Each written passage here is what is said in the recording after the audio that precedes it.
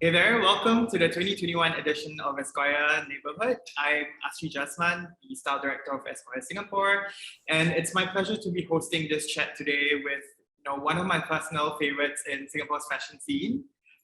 Please help me welcome Rebecca Ting, co-founder of Beyond the Vines. Hey Rebecca. Hi, how are you? Good, I'm good. How are you today? I'm okay. I'm okay. Unfortunately, we're doing this in such a virtual capacity, but it is what it is. We're all so familiar with this format nowadays. Yeah, we'll make it work. We will. Yeah. So for those of you tuning in who is not familiar with Beyond the Vines, how are you not? That's impossible because there is. No. Started out in 2015, predominantly in women's wear, and then you guys just recently went through a rebrand slightly a year ago. So it's totally different now. It's like the aesthetics are different, and the concept is different as well, I would say. So how would you describe Beyond the Vines now? Wow, I would like to think that we have become very personable. I think we're a lot like a person now than we are a brand, honestly. I would like to think that. So I think that when people come in contact with what we do, whether it is our designs, our products, our communications, I would like to think that they feel like they're speaking to somebody. It's like, I know you, you're like talking to me, and it's familiar, relatable. I like to think that we're a bit like that now. Hey, so it's also like it's been a year since you've launched your full menswear line. Yes. Which is also what I'm wearing today. Yes, yay. How has the reception been? Because you started out with your testing ground was a unisex capsule collection, right? And you started, you launched the full menswear line. So how has the reception been a year on? I think men just love their t-shirts. Seriously, it's like, right? I don't know. It's just this thing with t-shirts. It's insane. It's like we can do, of course, but I get it because we're also in the tropics. I understand the outerwear and layering is not great for our climate. But I think that we found a sweet spot with how we do t-shirts. So I mean, that's been doing great for us, honestly. The t-shirts have been doing very well. I think also in terms of, I feel like we've nailed it in terms of fabrication and detailing that is enough, but not too jarring, if I would say. So menswear definitely t-shirts are doing great for us. Our utility shorts are also doing very well. So yeah. Yeah, I must say your t-shirts, they're not super thick, but they're also not super thin. So like they have a shape to them. Yeah, I think that's I don't have it obviously, but of what I've heard or through testing, when we do product testing, what we hear is that because it's breathable, but it also holds a certain structure, I guess it works for men who want to sort of dress down, but don't really want to look sloppy with like a regular jersey t-shirt now. So I guess that's why it works. Okay. But yeah, I also have, I like to point this out. You did so many things and you especially rebranded at the height of COVID. That's crazy. Amazing to me. Crazy, but also amazing, right? And it's slightly over a year now and you've been able to see people's reactions and receptions to it. In hindsight, would you have done it any other way or would you have timed it differently? Wow, I don't know. I may have chickened out. I mean, it was a tough year. It was a really hard year. I think we went in. We had this conversation before. We spoke about this sometime last year after it happened. We said it was how surreal it was, but at the same time, I feel like if I knew how it would have panned out, I mean, maybe I would have. I don't know. I may not have, done it at that point, because I think at that point it was more like it felt like we didn't have it any other way. Honestly speaking, I felt like we didn't have any other way. We felt like we had to do it. But I mean, we've got a great team and there's a lot of trust. So I think when we did it, it was like, for us, it was all in, So yeah, I'm so glad it pulled off. But if I don't know, maybe if I considered a bit longer, I don't know, would have maybe held it a while longer. I don't know. But yeah, thank God it worked out. Yeah, you rebranded. You opened two outlets now, a design and also the Taka store. It's just amazing, especially considering that a lot of brands were struggling or were trying to do things differently, but you took your guns and just like Yeah, I think it's a difficult space to navigate. I think fashion has become quite a difficult. It's no longer just one-dimensional, and I think the consumers have become quite. I mean, we're all very aware, obviously, with social media and all that. So I think, like, as consumers as well, we are a lot more picky. With brands we want to jump on and brands we want to follow and engage with. So I think that, like, what we've been, well, at least the response and engagement we've been seeing since the rebrand, we don't take it lightly. It's been a wild ride. Which is great. And yeah, part of that wild ride is your super famous dumpling bag now. Is it? You cannot escape the dumpling bag, okay. But therein also lies, I feel like therein also lies a challenge, especially for brands and designers who've created such a signature piece, right, to move forward and introduce new designs and concepts. Has that been an issue for you? Because, the dumpling bag was and is still so popular. That's a tough question. I think that, okay, to begin with, I think that we know that the bag is well liked. We know that the dumpling bag is doing well, but I think to what extent, I don't think we fully comprehend it, honestly. So, but at the same time, we're also quite aware of our intention of design. I think to begin with, why we rebranded as well was that I think we wanted to refocus everything back to the core of how we design. So I think since the rebrand, I think we sort of like shifted a lot of things, built a lot of like fundamental values into how we go ahead and produce a product. So I think with how it is turning out with the dumpling bag, I guess at the same time, we're also very aware that there is a cycle to everything, right? And there's a trend with everything. So not just that the bag to us is a great product, but at the moment it's great on trend.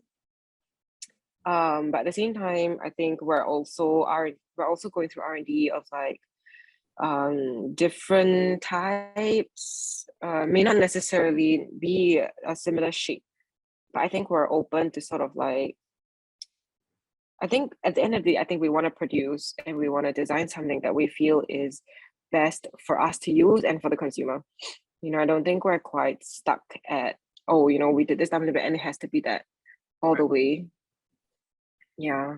But yeah, I mean, that doesn't stop you from, dropping more kind of innovative designs with your bags, like you have your tote, you have your canvas carryall, and you have the most recent one is a reversible.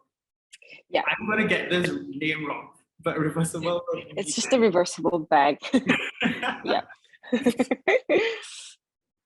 Yeah. So So do you kind of work based on the success of the dumpling bag? Do you kind of work along the same lines of designs for that when it comes to bags? Yeah, I think in terms of design philosophy, I think we stick the same with whatever we do. I think to us to create boldly and to design simply is something we stick very close to.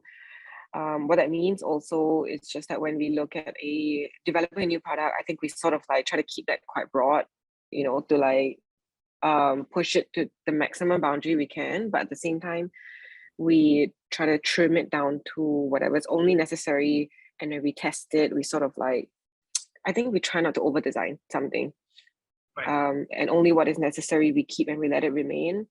So I think when it comes to designing the dumpling bag or even with the canvas carrot, I mean, you have one. I love it, actually. I really like it a lot. But it's very intuitive. I think towards design needs to be intuitive. It isn't just about, I think for us, the dumpling bag happened to become a trend for us. I don't think we were trying to catch on something intentionally, So yeah. Which is great. I feel like you don't intentionally do things to kind of be ahead of the curve, I guess, in some ways, right? Which is also the same in the way how you've now tapped on Instagram Live to like launch products, right? And it's become like the default avenue for you guys to launch new products. So how did that come about? It's so fun. Okay, but honestly, it was such a nightmare at the start. I mean, I genuinely am an introvert. So I think when we had to do it, or when Daniel felt like we had to do it at that time. So I think when we came out to do live stream, we were probably one of the first. That was right after circuit breaker last year, to really use that platform to communicate versus convert, for conversions. So it was really that we wanted to have conversations with our customers because, of course, at that time stores were closed.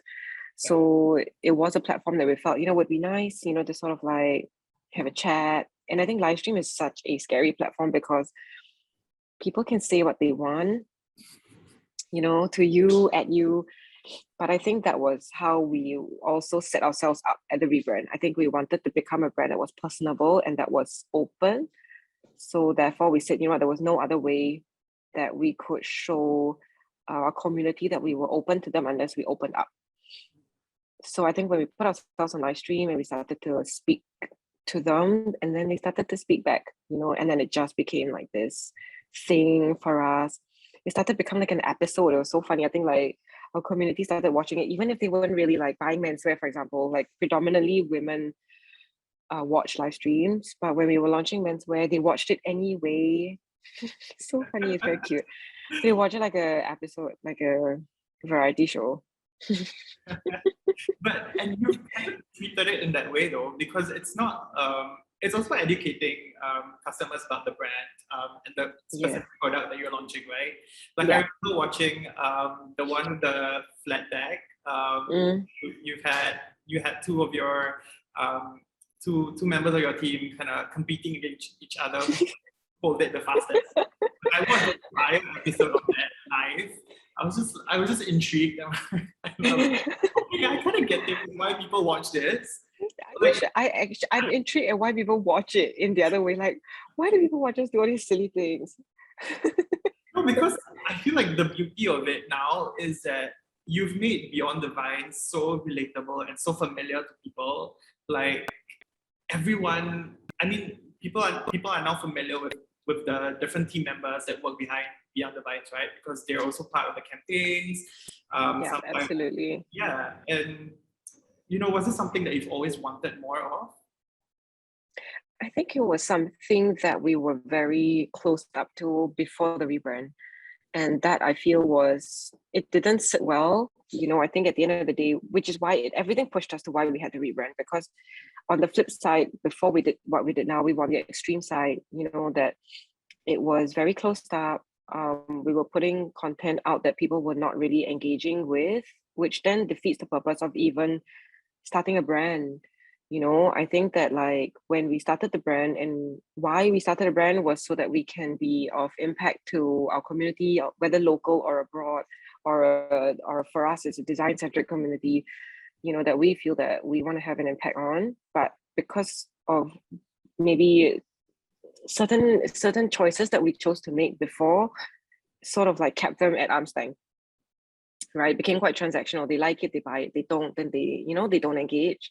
So I think that for us didn't sit well at some point. So we said, I think we need to. That was when we went through the rebrand, right? We needed to put real faces out, real stories. Things that people can relate. They're like, I know this person. I recognize her.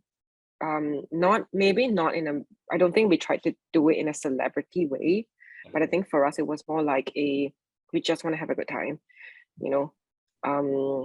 so then that obviously is then incorporated into how we do campaigns, how we do live streams. It's pretty organic. Like no one is forced to wear Beyond the Vines.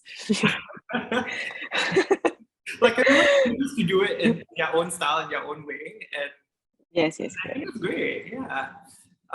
Also, you were talking about how people want more like relatability and instead of just being transactional, right? People now are also more aware and outspoken about issues like diversity and sustainability in fashion. Where do you see Beyond the Vines fitting in those conversations? Wow. I think that's a huge word. Honestly, sustainability is a massive, Yeah. also notorious word when it comes to the fashion industry. But I think what that means to me and to the team at large, I think to us, sustainability isn't, I mean, it obviously is an extremely sexy word at the moment, with people, it's something that people use a lot. But I think for us, it's not just a campaign. It's not just a marketing tool, to sort of like jump on the bandwagon. I think for us, sustainability is a way of life, and it needs to start with the leadership. It needs to start with supply chain. It needs to start more on the inside than it does on the outside. So I think it's something that needs to hit supply chain, whether it's how we design, with intent, with lasting use, with multiple use, easy to care for. All those things are what sustainability is to us. You see, it's not just about recycled materials, because even if we changed our materials to compostable materials, if you don't compost it, it becomes one-time use, right? Essentially. So I think for us, it really is the heartbeat of why we do it. For sure, there's always been conversations going on internally, about it, about how we deal with it on a day-to-day basis, how we design. Right? I think for us, the biggest impact that we can create with how sustainable we are is how we design, because obviously we're a design studio, right? So I think which is why when we go here and design something, we want to make sure that it is accessible to all, in terms of community, people can use it. It's not super, super trendy, that it dies with the trend after like a year. So I think that's a philosophy we undertake, internally, apart from all of obviously using certain recycled materials, on our packagings and all that we don't naturally shout about, honestly, although it's already there. Because I think to us, we don't use that as a marketing tool. I think for us, it really is a philosophy. Yeah, which Yeah. it's tricky because you also want to come across like authentic, right? And like not doing it Yes. for doing it. And I think Yes. that is such a it's tricky because people I think expect a lot from brands nowadays. And Yeah. if you do it, there'll be some issues that you're not targeting properly, for example. Yes, for sure. And if you don't do it, then Yeah. you're not doing it, right? Yeah. How do you kind of like ensure authenticity, when navigating such issues? I think for us to navigate that space is to first own up, maybe, that we don't know everything, honestly, when it comes to, because I think it's such a huge word. I think for a fact that we are in a consumer business, you are not naturally in the sustainability route. You know what I mean? I think you can be conscious, and more mindful about usage, I would say, versus like actually being, sustainable, if you can put it that way. So I think that first and foremost, I think when we have to deal with something, I like to rather sit in a I don't know everything seat. I don't think we truly understand, what the big sustainability word is, but I feel like whatever that we understand about it, we try to navigate that space. Right. Whether it's being more intentional about how we design, about what it looks like at our factory levels, what does that look like when it comes to consumption of packaging and all that. That's something that we look at because that's what we feel we understand, but I don't think that we understand enough, I would say.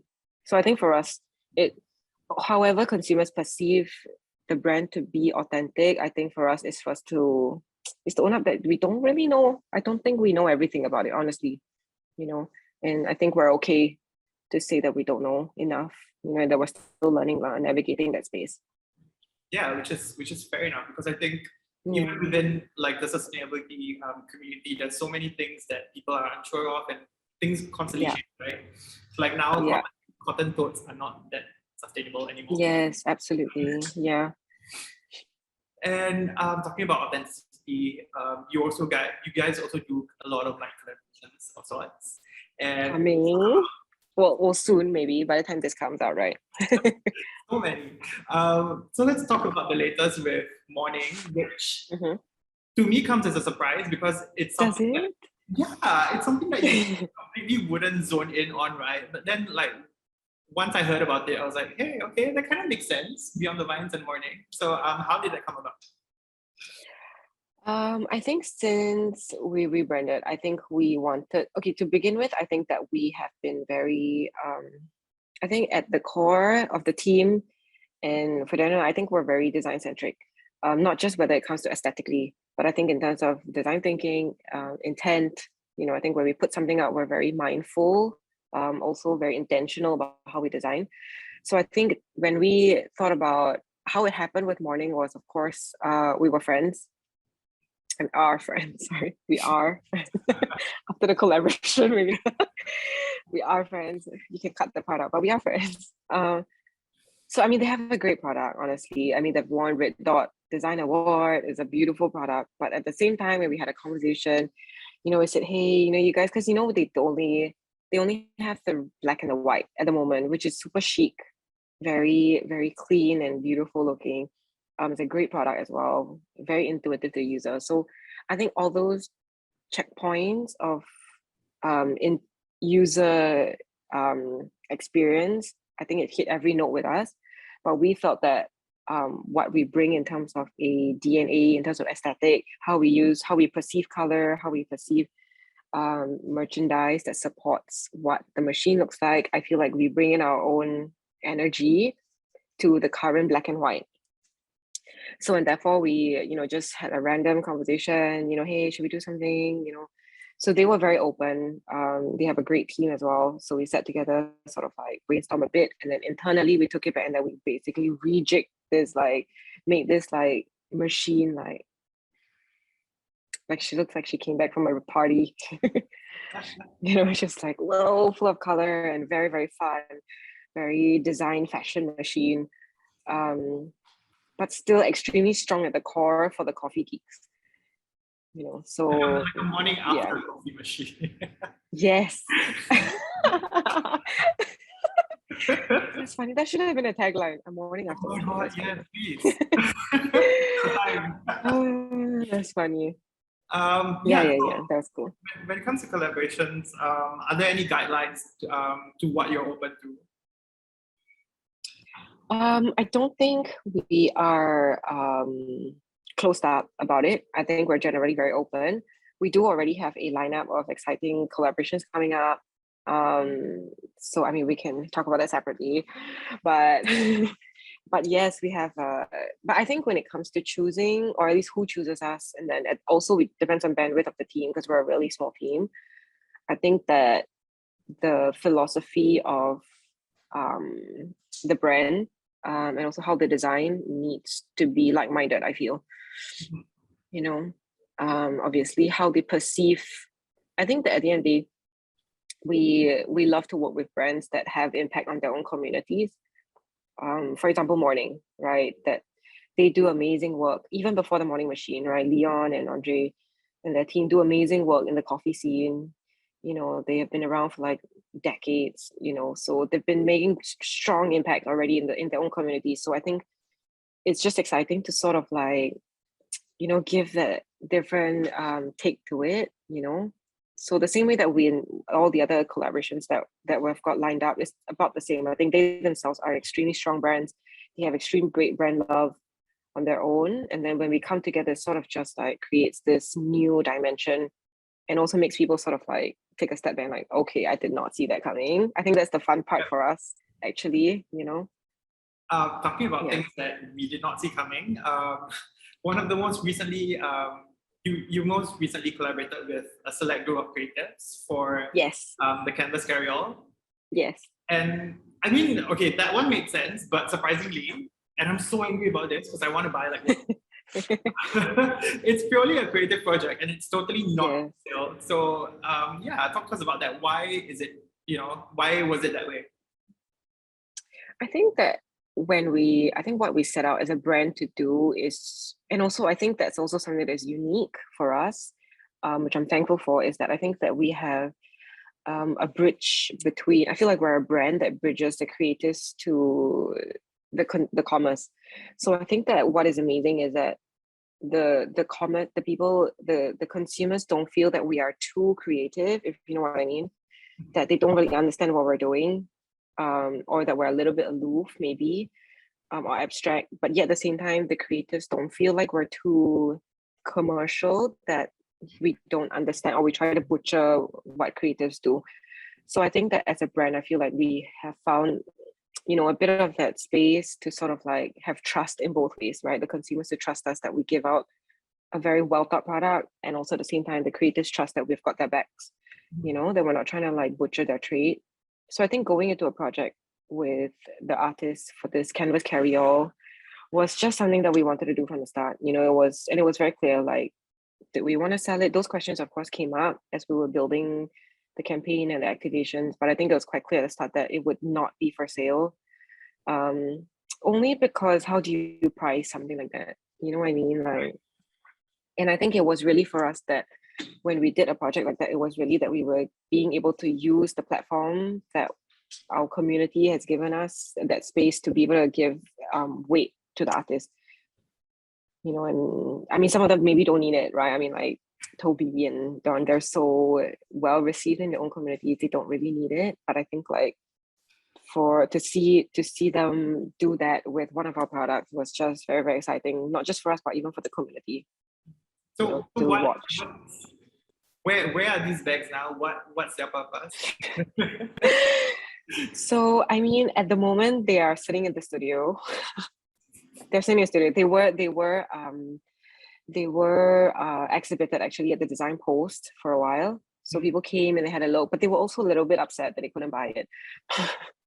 So sorry. But I think what we intend to do with that bag is that I'm hoping that we are able to do something like that every half a year with different groups of artists, and then maybe at some point we can have a full exhibition of collective, however many we've done by then, maybe 20 by then, and then maybe actually have a stronger story and impact to the creative community. That's in the light of that in the future. Cool. Yeah. We actually have one of the collaborators coming in. Surprise! No. Toby is joining us, so I think. Yay! Now. Hi. Toby. Hello. Hi. You can hear me, right? Yes. Yeah, we can hear you. Cool. Thanks for joining in. Oh, thanks for having me. How are you? So nice to see you again. Was good. Yes. Hello, Rebecca. Hi. Digitally once again. Did I what? Oh, digitally once again. As in previously we met like the meeting, and then we had like one physical meeting. Oh yes. So it's like digital. Oh yes. Yeah. Oh yes. Toby, like I've been speaking to Rebecca like about the brand and about the collaboration that you guys did. So instead of hearing it from Rebecca's point of view, I also want to hear it from you. Like, how did the collaboration with Beyond the Vine started, and what was your creative process like? Right. I think it started primarily because I was aware of the brand like before the rebranding, right? But I think after the rebranding, there was a huge marketing push, and then they what I really liked at that point, what got me like more familiar with the brand was when they featured like people wearing their clothes as part of the campaign. So like Charlie Lim, someone I look up to a lot, right? So when he featured, I was like, oh shit, right? So then whenever I find like a brand that I'm enamored by or like interested in, right, then I will try to look for the people that are behind the brand. And then I did some snooping, right? And then I found it was like Rebecca and Daniel. And then I think we connected over Instagram. And then that's how the conversation sort of started. And then when they had this artist canvas series, and very thankfully they reached out to me and considered me for the project. Of course. Yeah. So how's the creative process like? Like, what went through your mind when designing your design for the bag? I think I share with Rebecca as well. I treat each project as like with a very designer mindset, because that's how I was trained in university. And so they had a brief, right? So I picked out like anchor points from that brief. So 2 anchor points I picked out was a world beyond, as well as duality. So I use those as anchor points to sort of frame my design process moving forward. And the octopus black and white flip was what I came up with. If I had it, I'll be showing it now. Brilliant. That was brilliant. Yes, thank you. I'm glad you liked it. And I like the red tag that you included as well. That was Yes. Yeah. So the red tag was special. I try to incorporate Asian elements wherever I can, as being a Chinese designer, right? So the red tag was sort of a contemporary take on like a Chinese stamp and seal. So the format is still traditional, the stamp, but I use like acrylic, a newer material to create it. Yeah. and I was finding my way to put like my sign off somewhere, right? So the text felt like a good way to do it as well. Yeah. But your design is very distinct, actually. It's your sense of right, as in your expression is very distinct. Right. Okay. That's good to know. And also, Rebecca, do you know, like, I mean, you've probably like met him in person. I haven't met Toby yet, but having seen pictures of him and like stalking him on social media, he's like the smiliest person that you ever meet. And like he's the same in real life. And like I'm just like, dude, I also need this positive outlook in life and optimism. there's enough to frown about, okay? So but Toby, yeah, you've also worked with a lot of international brands as well. So did you ever think, you'd see yourself working on fashion as a medium for your art? I think it was never a conscious choice. Like it was never a path that I decided to embark on. But as I grew as a visual artist and designer, I think it was something I enjoyed doing and welcomed sort of that path, because I think brands, I always share this with people as well. I think brands are a very good way for people to access good design and good products. So let's say when the example I sort of like to use is, say, whenever I meet friends for a very long time, I haven't met for a very long time, I say, oh, I'm a designer / artist. It's a very vague term, right? You cannot concisely tell what you do, right? But if I say, oh, I work with Beyond the Vines, then right? Then, oh, that's cool, right? Then so now I'm not an artist, but I'm an artist that works with a brand. So it sort of frames that a bit better. So I think that's one reason why I enjoy working on brand collaboration so much. Aside from like the cool shit that we do, right? So there's like a huge bonus. But I think one reason is to make my scope of work and art and design more accessible to people. Yeah. Absolutely. And as an artist, you're super experimental in how you create your art and the forms that they take, right? Like you've done Instagram filters, you've worked on sneakers, you do murals, basically like a lot of things. Right. So what excites you about fashion-based collaborations? I think so fashion for me, I view it like how I view art, right? Because it's not different. As functional as it is, there's no reason why fashion cannot be viewed in the same way people view art. Ultimately, it's form, it's colors, it's matching, it's color blocking, graphics. So it's essentially an art piece, but you wear it, right? So I think fashion itself, fashion alone is a very, again, going back to the accessibility, I think it's a very, very accessible way for people to enjoy art, aside from the brand collaborations that I mentioned previously. But it's like you appreciate art when you go into a gallery, sure, right? But when you wear a graphic t-shirt or you wear a print, it's a different kind of appreciation that I think like sort of goes deeper. So you appreciate artwork in a gallery, but you actually buy a t-shirt and wear a t-shirt and let people see you with that t-shirt on, right? So there is that level, it's a deeper level of appreciation that I think fashion allows people to do. So you wrap like band t-shirts, you wrap like simple logo tees for what reason? Because you like the brand, because you like how people would view you in that brand. So I think it's in that light, it's a very easy way to appreciate, as deep as I sort of described it, right? It's a very easy way for people to appreciate good design and art. Yeah, so that's what I really enjoy about it. Cool. Is there, working across so many mediums, both digitally and physically as well, is there like a favorite medium so far for you? Favorite medium? Aside from fashion, of course, since I've talked so much about it, right? I think murals. I really do enjoy murals because it's especially like murals in establishments that people frequent. So like restaurants and stuff like that. It's because the reaction people have to those murals is very instinctive.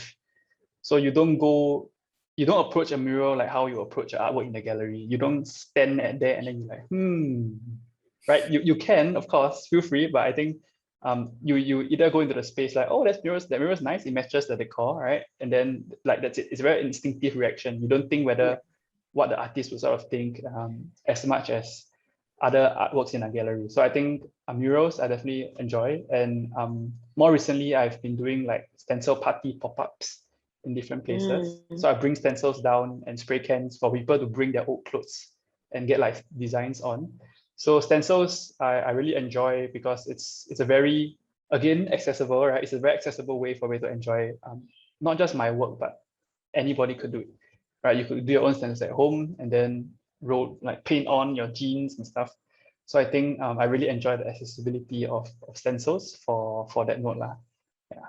Cool. I've asked this to Rebecca before about like collaborations. Were there or have there been any collaborative projects that you've had to politely decline because they're not, in line with your artistic vision or right? Definitely. I think now more than ever, because when I was a younger artist, I was like, yes, like yes is more, right? So I just wanted to do everything.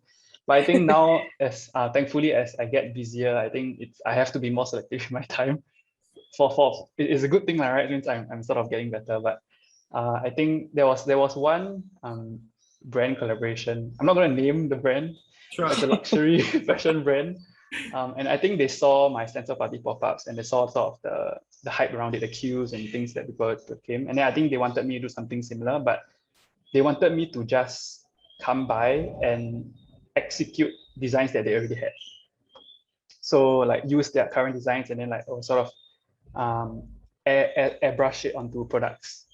So I of course try to ask, I think my value as a designer is to create new designs with the brand, and then they didn't reply me after that. So I rejected like the execution part, right? I politely said that that's not something I'm too keen on. I think if there are other collaborations where I can practice more of my skill sets as a designer, please let me know.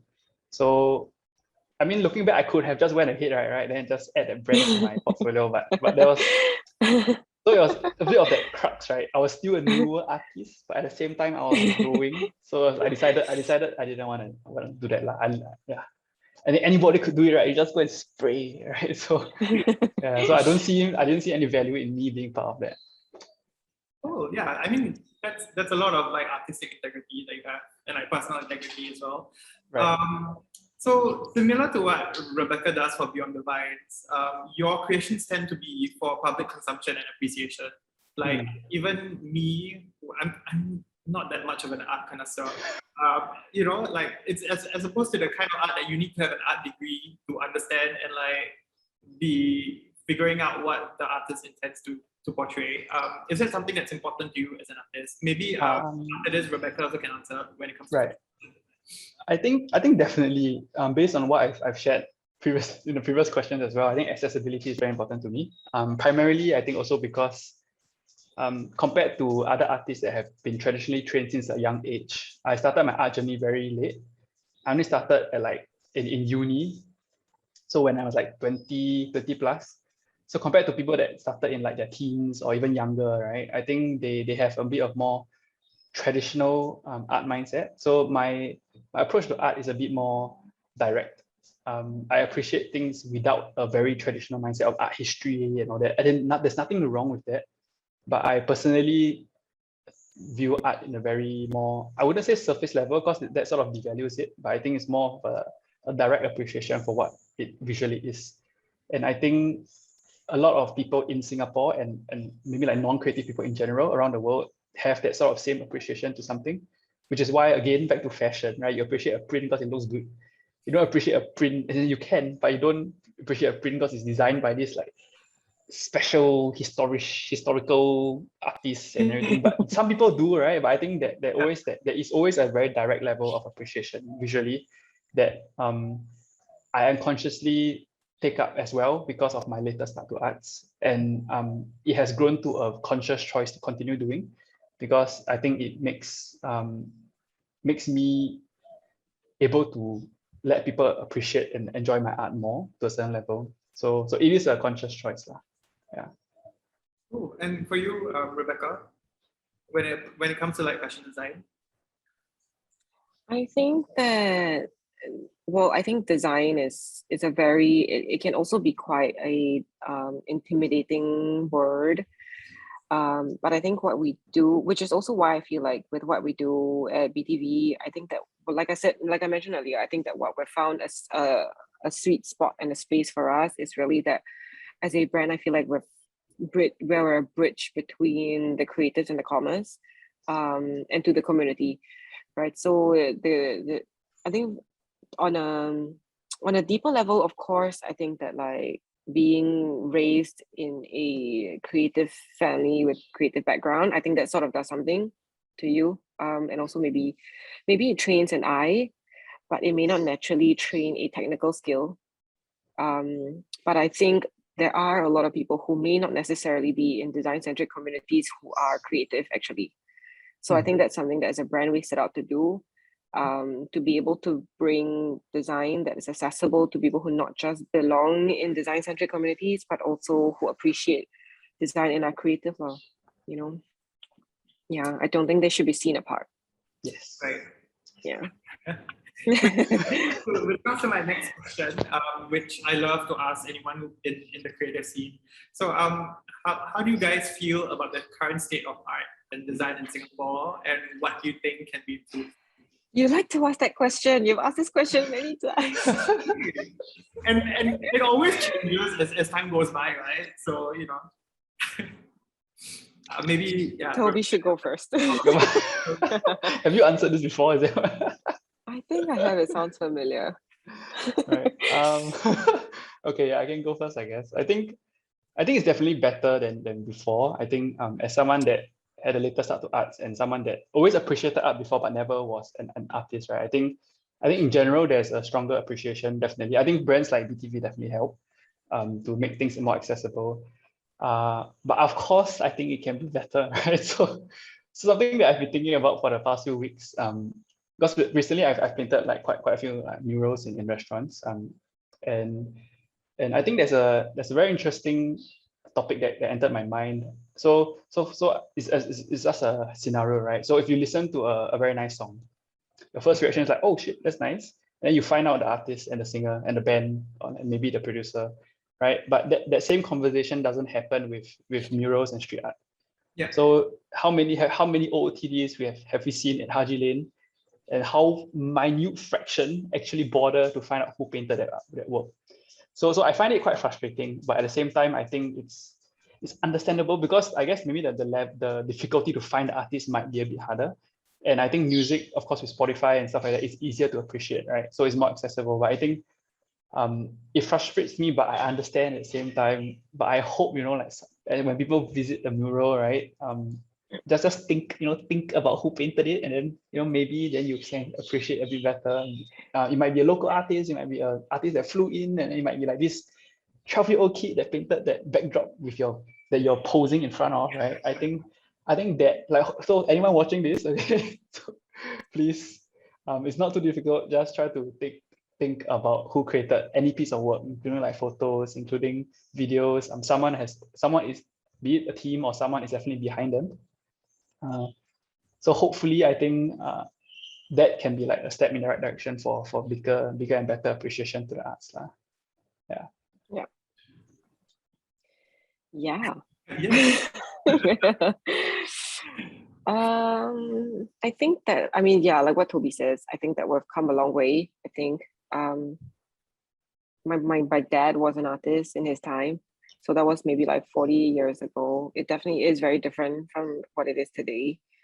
Having said that, I think that what I feel is that particularly it doesn't have to be something that is I don't think that we need to see. I think what we're lacking, maybe if I could put it that way, in a local setting, is not about having art at places, in that sense, because those just become budgets, right? It's like I built this building, I have a budget, bring an artist in, put something on the wall.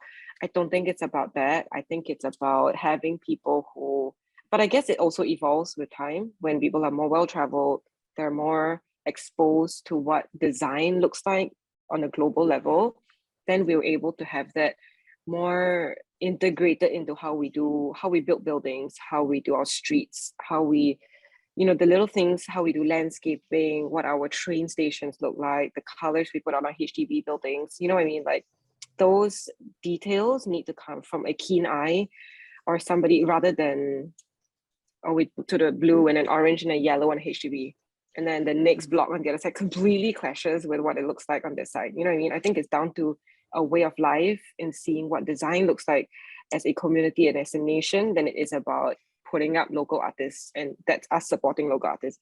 Budget up art, budget up art. I think it's about what is ingrained in how we do life as a nation. I think that's what's important. Yeah, totally agree. Because I think as a culture, we don't have that kind of like artistic upbringing, right? Like even I mean, down to our education system, it's never been about artistic appreciation and all that. Yeah, I mean, Toby, where do you study, Toby, in NTU? In NTU, I studied art in NTU lah, but before that, I was science all the way until JC. So I think to add on to like Rebecca's point, I think it's definitely how we are brought up as a society, because I looked into a bit of urban design of Singapore, and I think in terms it's always like form and function, right? So I think function definitely took a much bigger stake of the pie in terms of how Singapore could progress so quickly.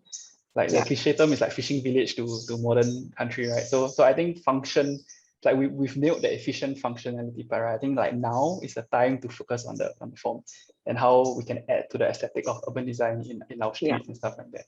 Yeah, for sure, agreed. On that positive note, my last question is: are there any upcoming projects that both of you can share? Like maybe Rebecca, you've already teased sneakers, so don't know when. Oh shit! You let it out officially. Wait, what? You've already posted it on Instagram stories, so it's just waiting to come out. Yeah, maybe just on my own, not really on the brand platform yet. But yes, we are doing sneakers. We're very excited about that one. It's gonna be huge. Yeah, I can't wait. It's very exciting. Yeah, we're doing sneakers. Yeah. It's well, there's more, but maybe we can take this offline. But yeah, sneakers is huge for us.